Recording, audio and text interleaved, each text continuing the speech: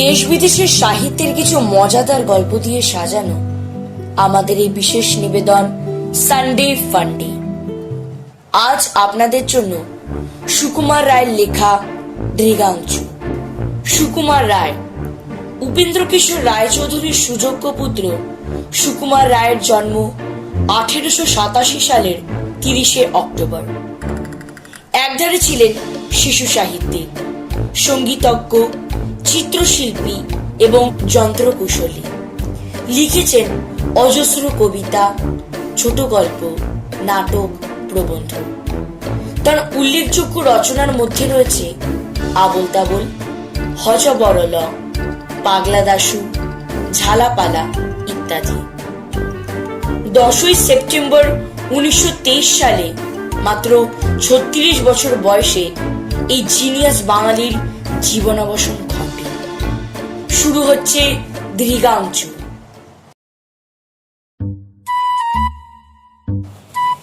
এক ছিল রাজা। রাজা একদিন সভায় বসেছেন। চারিদিকে তার পাত্র, মিত্র, আমির, ওমরা, সিপাই, শান্তি কিচকিচ করছে। এমন সময় কোথা থেকে একটা দাঁড়কাক উড়ে এসে সিংহাসনের ডান দিকে উঁচু থামের উপর বসে ঘাড় নিচু করে চারিদিকে তাকিয়ে অত্যন্ত গম্ভীর গলায় বলল, কথা নেই বার্তা নেই, হঠাৎ এরকম গম্ভীর শব্দ শুনে সভা সত্য সকলের চোখ একসঙ্গে গোল হয়ে উঠল। সকলে একেবারে একসঙ্গে হাঁ করে রইল। মন্ত্রী একতারা কাগজ নিয়ে কি যেন বোঝাচ্ছিলেন। হঠাৎ বক্তৃতার খেই হারিয়ে তিনি পোকার মতো তাকিয়ে রইলেন। দরজার কাছে একটা ছেলে বসেছিল। সে হঠাৎ ভ্যাঁ করে কেঁদে উঠল। আর যে লোকটার চামড় দোলাচ্ছিল, চামড়টা তার হাত থেকে ধাই করে রাজার মাথার উপর পড়ে গেল। রাজামশাইয়ের চোখ ঘুমে ঢুলে এসছিল। তিনি হঠাৎ জেগে উঠে বললেন,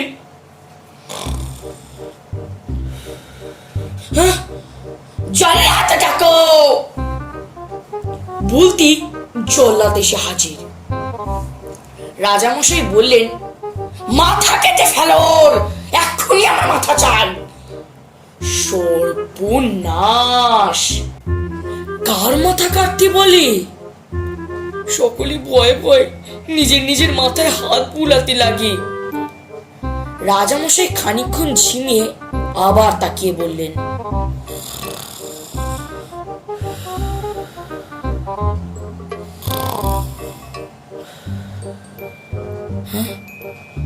কই কই মাথা কই?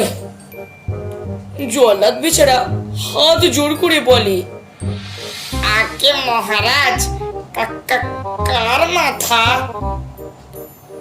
রাজা বললেন, ব্যাটা কমুখ্য কথাকার, জানিস না কার মাথা? যে ওই রকম বিটকেল আওয়াজ করলো তার মাথা, এক্ষুনি চাই। শুনে সভাসূত্র লোকে হাঁফ ছেড়ে এমন ভয়ানক নিঃশ্বাস ফেললো যে কাকটা হঠাৎ ধরপড় করে সেখান থেকে উড়ে পালালো। তখন মন্ত্রীমশাই রাজাকে বুঝিয়ে বললেন যে ওই কাকটাই ওরকম আওয়াজ করেছিল। তখন রাজামশাই বললেন, ডাকো পণ্ডিত, সবার যত পণ্ডিত সবাইকে ডাকো। হুকুম হওয়া মাত্র 5 মিনিটের মধ্যে রাজ্যের যত পণ্ডিত সব সভায় এসে হাজির। তখন রাজামশাই পণ্ডিতদের জিজ্ঞাসা করলেন, এই যে একটা কাক এসে আমার সবার মধ্যে আওয়াজ করে গেল, এর কি কারণ? এই কারণটা কি কেউ বলতে পারেন? কেন হলো এটা? কাক আওয়াজ করলো, তার আবার কারণ কি? পণ্ডিতেরা সকলে মুখ চাওয়াচাওয়ি করতে লাগলো। একজন ছোকরা মতো পণ্ডিত খানিকক্ষণ কাছুমাছু হয়ে জবাব দিল, আগে বোধহয় তার খিদে পেয়েছিল। রাজামশাই বললেন, তোমার যেমন বুদ্ধি, খিদে পেয়েছিল, তা সবার মধ্যে আসতে যাবে কেন? এখানে কি মুড়ি মুড়কি বেচা হচ্ছে? মন্ত্রী, ওকে বিদায় করো, এক্ষুনি ওকে বিদায় করো। সকলে মহাতুন্নি করে বলল, হ্যাঁ হ্যাঁ ঠিক ঠিক, ওকে বিদায় করুন। ওকে বিদায় করুন। আরেকজন পণ্ডিত বললেন, মহারাজা, কার্য থাকলেই তার কারণ আছে। বৃষ্টি হলেই বুঝবেন মেঘ আছে, আলো দেখলেই বুঝবেন প্রদীপ আছে।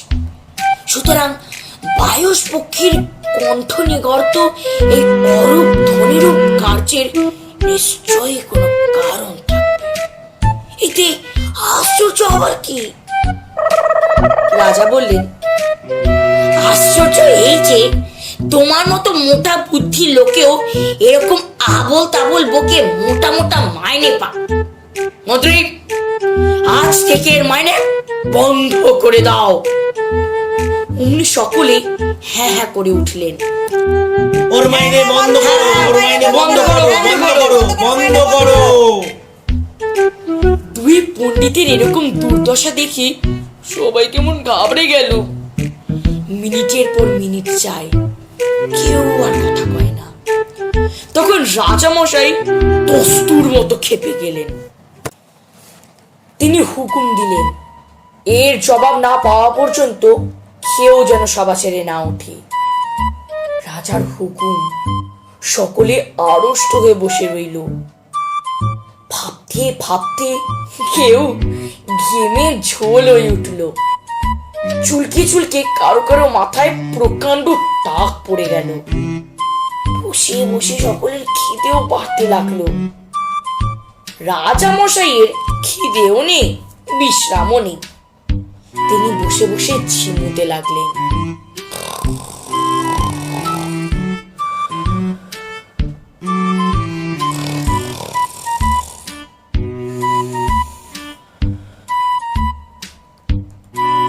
সকলে যখন হয়ে এসেছে আর মনে মনে পণ্ডিতদের মূর্খ, অপদার্থ, নিষ্কর্মা বলে গাল দিচ্ছে, এমন সময় রোগা শুটকো মতন একজন লোক হঠাৎ বিকট চিৎকার করে সভার মাঝখানে পড়ে গেল। ওরে বাবা! রাজা, মন্ত্রী, পাত্র, মিত্র, উজির, নাজির সবাই ব্যস্ত হয়ে বলল, কি হলো? তখন অনেক জলের ছিটা, পাখার বাতাস আর বলা কওয়ার পর লোকটা কাঁপতে কাঁপতে উঠে বলল, মহারাজ, মহারাজ, সেটা কি তোমার কাক ছিল? সকলে বলল,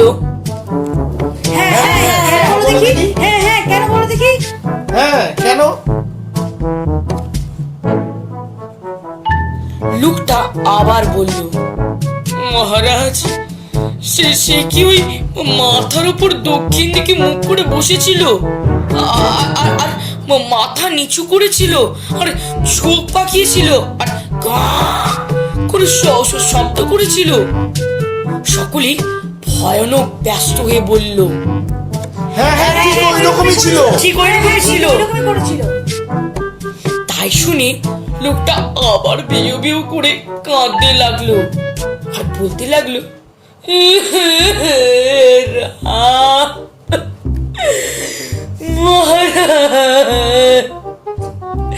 হায় হায়, সেই সময় আমাকে কেউ খবর ছিল না কেন? রাজা বলল, তাই তো, একে তোমরা কেউ খবর দাওনি কেন? লোকটাকে কেউই চেনে না, তবু সে কথা বলতে সাহস পেল না। সবাই বলল, হ্যাঁ হ্যাঁ হ্যাঁ, ওকে একটা খবর দেওয়া উচিত ছিল। উচিত ছিল।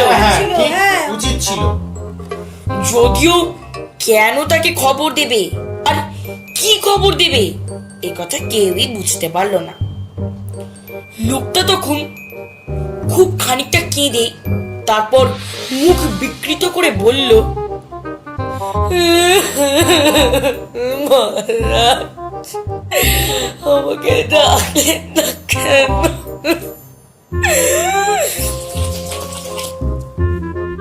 দৃগাংশু, সে আবার কি? সবাই ভাবলো লোকটা কি খেপে টেপে গেছে। মন্ত্রী বললেন, কি কি কি কি দৃগাংশু কি হে? লোকটা বলল, দৃগাংশু নয়, দৃঘাংশু। কেউ কিছু বুঝতে পারলো না। তবু সবাই মাথা নেড়ে বলল, ও। তখন রাজামশাই জিজ্ঞাসা করলেন, সে কিরকম হে? লোকটা বলল, আগে মহারাজ, আমি মূর্খ মানুষ, আমি কি অত খবর রাখি? ছেলেবেলা থেকে দৃগাংশু শুনে আসছি, তাই জানি দৃগাংশু যখন রাজার সামনে আসে তখন তাকে দেখতে দেখায় কাকের মতো। সে যখন সভায় ঢোকে তখন সিংহাসনের ডান দিকের থামের উপর বসে মাথা নিচু করে দক্ষিণ দিকে মুখ করে চোখ পাকে বলে শব্দ করে। আমি তো আর কিছু জানি না বাবু, তবে পণ্ডিতেরা জানে। কি পণ্ডিতেরা? রাজামশাইকে বলুন বলুন বলুন। পণ্ডিতেরা তাড়াতাড়ি ব্যস্ত হয়ে বললেন, না না, ওর সম্বন্ধে আর কিছু জানা যায়। রাজা বললেন, তোমায় খবর দেওয়া হয়নি বলে কাঁদছিলে, তোমাকে খবর দিলে করতে কি? লোকটা বলল, মহারাজ, সে কথা বললে লোকে যদি বিশ্বাস না করে তাই সাহস করি না বলার। রাজা বললেন, যে বিশ্বাস করবে না তার মাথা কাটা যাবে, মাথা। তুমি নির্ভয় বলে ফেলো। সভা শুধু লোকটাতে হ্যাঁ হ্যাঁ করে সায় দিতে উঠলো। লোকটা তখন বলল, মহারাজ, আমি একটা মন্ত্র জানি। আমি যুগ জন্ম ধরে বসে আছি। দৃগাংশু দেখা পেলে সেই মন্ত্র যদি তাকে বলে দিতে পারতাম তাহলে কি যে আশ্চর্যকাণ্ড হতো তা কেউ জানে না, কারণ তার কথা কোনো বইয়ে লেখেনি। হায় রে হায়, এমন সুযোগ কি আর বাবা মহারাজ? রাজা বললেন, মন্ত্রটা আমাকে বলো। লোকটা বলল, সর্বনাশ মহারাজ, সে মন্ত্র দৃগাংশুর সামনে ছাড়া কারোর কাছে উচ্চারণ করতে নেই। আমি একটা কাগজে লিখে দিচ্ছি, আপনি 2 দিন উপোস করে 3 দিনের দিন সকালে উঠে সেটা পড়ে দেখবেন। আপনার সামনে দাঁড়কাক দেখলে তাকে আপনি মন্ত্র শোনাতে পারেন, কিন্তু খবরদার আর কেউ যেন না শুনতে পায়, কারণ দাঁড়কাক যদি দৃগাংশু না হয় আর তাকে মন্ত্র বলতে গিয়ে অন্য লোকে শুনে পেলে তাহলে সর্বনাশ। তখন সভা ভঙ্গ হলো। সবার সকলে এতক্ষণ হাঁ করে শুনছিলেন। তারা হাঁফ ছেড়ে বাঁচল। সকলে দৃগাংশুর কথা, মন্ত্রের কথা আর আশ্চর্য ফল পাওয়ার কথা বলা বলি করতে করতে বাড়ি চলে গেল। তারপর রাজা মশাই 2 দিন উপোস করে 3 দিনের দিন সকাল বেলায় সেই লোকটার লেখা কাগজখানা খুলে পড়লেন। তাতে লেখা আছে, হলদে সবুজ ওরাঙ্গোটান ইট পাটকেল শীতপটাং মুশকিল আসান ওরে মালি ধর্মতলায় কর্মখালি। রাজামশাই গম্ভীর ভাবে এটা মুখস্থ করে নিলেন। এটা কি জানা হবে? হলদে সবুজ ওরাংউটান, হলদে সবুজ ওরাংউটান না তো, হলদে সবুজ দেখে নে ইট পাটকেল চিটপাটা মুশকিল আসান ওরে মালি ধর্মতলায় কর্মখালি। তো কি হলো? হলদে সবুজ ওরাংউটান, ইট পাটকেল চিটপাটা মুশকিল আসান ওরে মালি ধর্মতলায় কর্মখালি। তাহলে হলো হচ্ছে এটা করে বলে রে, হলদে সবুজ ওরাংউটান, ইট পাটকেল চিটপাটা মুশকিল আসান ওরে মালি ধর্মতলায় কর্মখালি। তারপর থেকে তিনি তার কাজ দেখলে লোকজন সব দাঁড়িয়ে তাকে মন্ত্র শোনাতেন আর চেয়ে দেখতেন কোন রকম আশ্চর্য কিছুই হয় না। কিন্তু আজ পর্যন্ত তিনি দৃগাংচুর কোনো সন্ধান পায়নি। হ্যাঁ, হলদে সবুজ ওরাং ওটাং, ইট পাটকেল চিটপটাং, মুশকিল আসান উড়ে মালি ধর্মতলায় কর্মখালি। হলদে সবুজ হলদে সবুজ ওরাং ওটাং, ইট পাটকেল চিটপটাং, মুশকিল আসান উড়ে মালি ধর্মতলায় কর্মখালি। সানডে ফান্ডেতে আজ শুনলেন সুকুমার রায়ের লেখা দৃগাংচু। গল্প পাঠে ও গল্পের সূত্রধার মহারাজের চরিত্রে, জনৈক ব্যক্তি এবং জল্লাদের চরিত্রে আমি সৌজাত্য। সামনের সপ্তাহে আরো একটি মজার গল্প নিয়ে হাজির হবে সানডে ফান্ডে।